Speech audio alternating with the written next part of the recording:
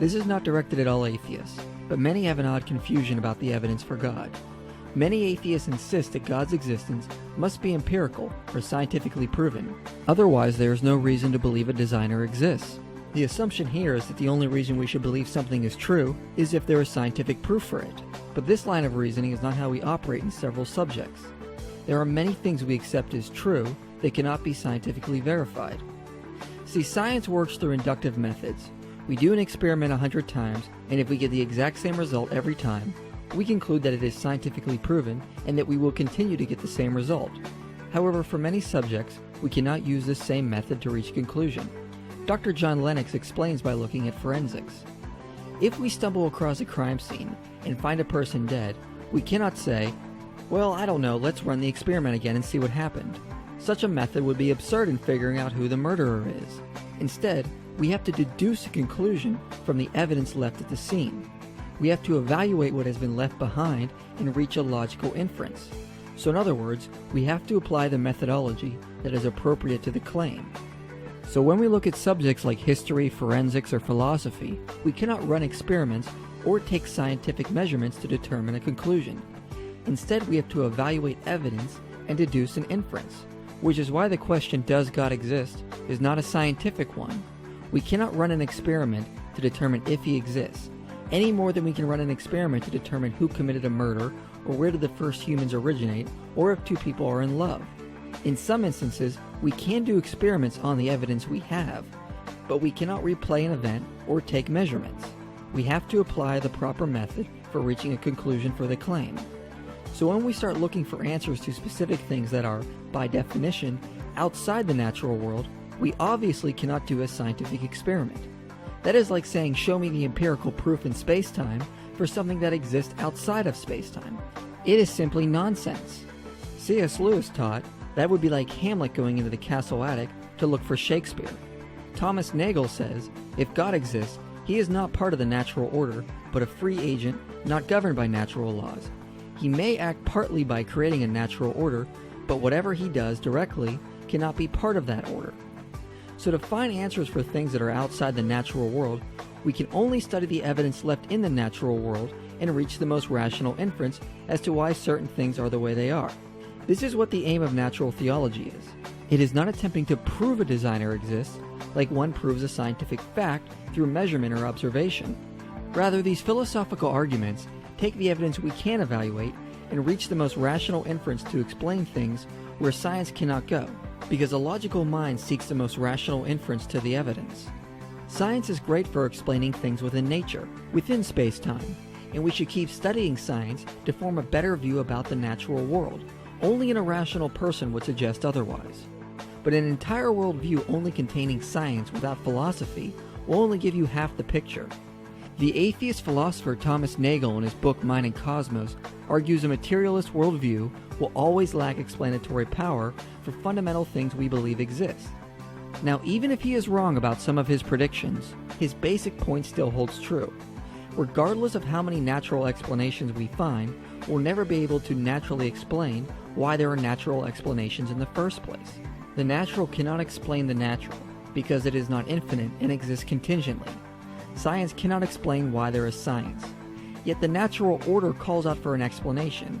Nagel says, systematic features of the natural world are not coincidences, and I do not believe that we can regard them as brute facts not requiring explanation. Regularities, patterns, and functional organization call out for an explanation. The more so, the more frequent they are. The logical mind seeks the most rational inference to explain the natural order, which is all these philosophical arguments are doing. So I implore atheists to keep this in mind when they are trying to respond to the arguments from natural theology. We theists are not arriving at our conclusion that God exists like one arrives at a scientific conclusion. We are instead reaching the most logical inference from the evidence we are presenting. Now, some might still have an issue with this, and argue that since we cannot scientifically verify something outside the universe, we shouldn't make inferences about what constitutes the best explanation. So we should not draw any conclusion and just say we don't know for now. Well, this is fine to say, but if one says this, they have to accept the ramifications as well. In saying, I don't know, you are also admitting you truly do not know and lack a position to argue from. Not only do you not know the best explanation, but you also do not know if the theist is correct. You cannot say you do not know, but know that it is wrong to infer a designer. In other words, pleading "I don't know" means you have no opinion on the evidence for either side and can't argue against the theist position, because by saying you don't have a clue, how do you know we theists are wrong to infer a designer? If you say this, then try to argue against the theist position, you are basically saying, "I don't know, but I know the theist is wrong," which refutes your claim that you don't know, because you wouldn't argue against theism if you didn't think there was knowledge we were wrong. So an "I don't know" plea means attempting to argue against theism is pointless, because if you don't know, then you cannot say theism is wrong, because to do so is a knowledge claim that we are incorrect. Also, if you're going to plead "I don't know," then you should also conclude you are ignorant on your own position, so you really don't know if it is right to say "I don't know," so this position becomes self-defeating. A different approach atheists will take is to assert the claim that extraordinary claims requires extraordinary evidence, which was made popular by Carl Sagan. However, this is a very vague claim. First of all, what does it mean to qualify as extraordinary? There is no scientific way to measure if something is extraordinary. Claiming something extraordinary is totally subjective. What is extraordinary for one person may not be the same for another.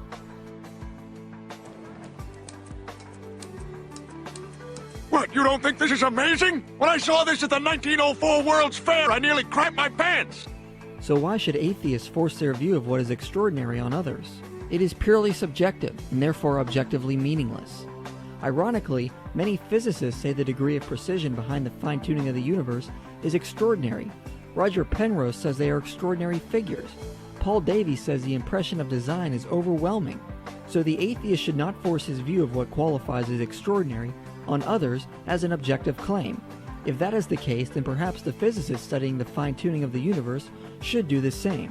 But furthermore, if this is true, this is itself a claim, and wouldn't it be fair to say that a claim that establishes the validity of all other claims be extraordinary in itself? So saying extraordinary claims requires extraordinary evidence is an equally extraordinary claim. But the problem is there is no evidence for this. So this statement doesn't just lack extraordinary evidence, it lacks any evidence. Another attempt to dodge theistic arguments is to argue that future scientists will find natural explanations for the evidence we use to infer a designer. So essentially, they are relying on induction, that in the past, we have found natural explanations for phenomena that people used to attribute to God or gods. So the current evidence for God's existence will later in the future be explained by natural forces, and we do not need to invoke design. But the problem is this reasoning relies on the problem of induction. Claiming because we have found several natural explanations in the past doesn't deductively follow we can conclude there are natural explanations for these other things. Imagine we conclude a detective solved a crime because he has solved 100 prior cases. Each crime reaches a solution based on the evidence for that particular case. We do not conclude one is solved because 100 others were solved prior. Likewise, we do not conclude the philosophical inferences to a designer have natural explanations because science has found natural explanations to completely different things that once puzzled man. That is an absurd line of reasoning.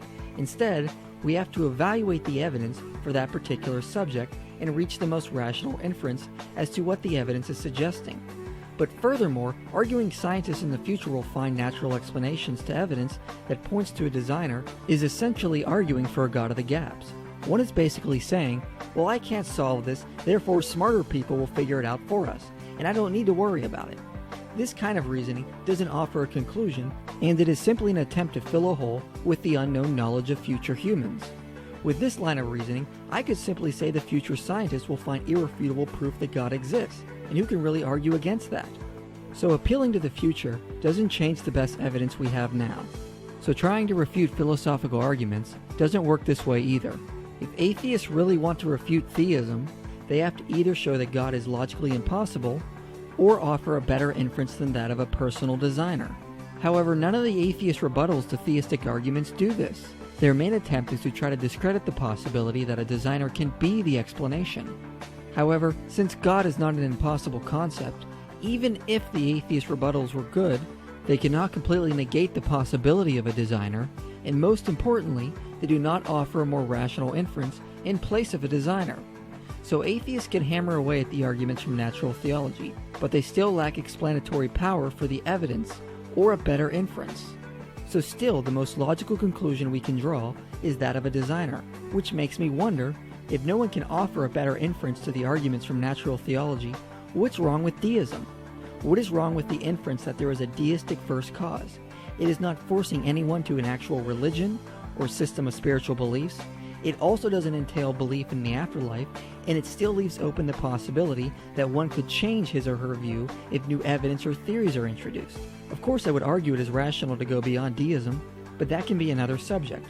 What is wrong with basic deism in taking the same route as Anthony Flew? I have followed my whole academic life on the principle that Plato scripted his Socrates to proclaim. We must follow the argument wherever it leads. And the result of following this principle eventually led me to something I didn't at all expect of it. But as it was the truth, I had to accept it. I was interested in truth. When most theists argue from natural theology, we are not trying to trick atheists. We are simply following the evidence to where it leads and pointing out a designer is the most rational inference we can draw and is the best explanation. After that, we can have a discussion if any particular faith is correct. But we are not jumping to that point from just natural theology. All we are doing is drawing the most rational inference that there is a designer and implore others to think logically about the evidence as well.